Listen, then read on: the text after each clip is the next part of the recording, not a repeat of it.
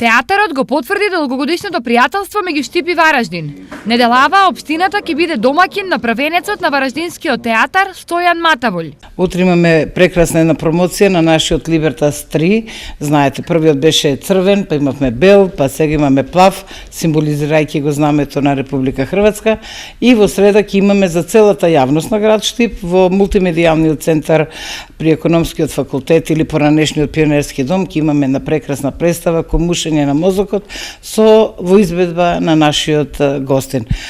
Станува збор за авторски проект на Матаволј кој досега го виделе стотици љубители на театарот во Хрватска. Монодрама прича, зато се и зове Комушање мозга, дакле прича о свакодневним. Монодрамата е приказна за секојдневните размислувања на обичниот човек, како ќе ги платам сметките, како ќе ги школувам децата и слично. Гостувањето на Матаволј е во склоп на децениската соработка помеѓу двата театри. Ќе отвориме нови визии за соработка меѓу нашиот штипски театар и Вараждинскиот театар.